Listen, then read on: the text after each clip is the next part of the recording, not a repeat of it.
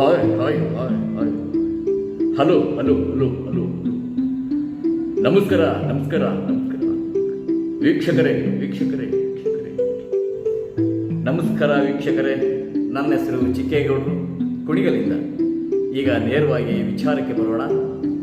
ನಾನು ಮಾತನಾಡಬೇಕು ಅಂತ ಇರೋ ಟಾಪಿಕ್ ಏನಂದರೆ, ನಾನು ಮೂಲತಃ ರಂಗಭೂಮಿ ಕಲಾವಿದನಾಗಿ ಬಂದಿದ್ದೇನೆ. ಹಾಗೆ ಈಗ ಆರ್ಕೆಸ್ಟ್ರಾದಲ್ಲಿ ಗೋಲ್ಡನ್ ವಾಯ್ಸ್ ಮೆಲೋಡಿಸ್ ತಂಡವನ್ನು ಕಟ್ಟಿಕೊಂಡು ನಾನು ಆರ್ಕೆಸ್ಟ್ರಾವನ್ನು ಮಾಡ್ತಾ ಇದ್ದೇನೆ. ಯಾರ್ಯಾರು ಕರೋಕೆ ಟ್ರ್ಯಾಕ್ನಲ್ಲಿ ಹಾಡುಗಳನ್ನ ಹಾಡಬೇಕು ಅಂತೇಳಿ ಇಚ್ಛೆ ಪಡ್ತಿರೋ, ಉತ್ಸುಕರಾಗಿದ್ದಿರೋ, ಆಸೆ ಪಡ್ತಿರೋ ಅವರಿಗೆಲ್ಲರೂ ಕೂಡ ಈ ಒಂದು ಚಾನಲ್ಲು ನಿಮಗೆ ತುಂಬ ಹೆಲ್ಪ್ ಆಗುತ್ತೆ ಅಂತೇಳಿ ನಾನು ಅಂದ್ಕೊಂಡಿದ್ದೀನಿ.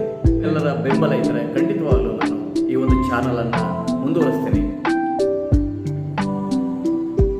ನಾವೊಂದು ಈ ಕರೋಕೆ ಟ್ರ್ಯಾಕ್ನಲ್ಲಿ ಸಿಂಗಿಂಗ್ನ ಹಾಡಬೇಕಂದ್ರೆ ಕೆಲವೊಂದು ಎಕ್ಸಸೈಸ್ಗಳಿದೆ.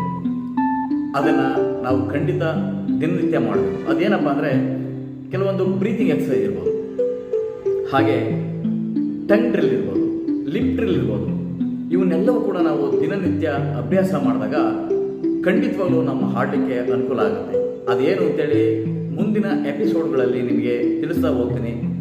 ಕೆಲವೊಂದು ಸ್ವರಸ್ಥಾನಗಳನ್ನ ಹಾಡಲಿಕ್ಕೂ ಕೂಡ ಕೀಬೋರ್ಡ್ನಲ್ಲಿ ಹೇಳ್ಕೊಡ್ತೀನಿ. ಹಾಗೆ ಕೀಬೋರ್ಡ್ ವಿಚಾರಗಳಲ್ಲೂ ಕೂಡ ಕೆಲವೊಂದು ಮಾಹಿತಿಗಳನ್ನು ನಿಮಗೆ ತಿಳಿಸ್ಕೊಡ್ತೀನಿ.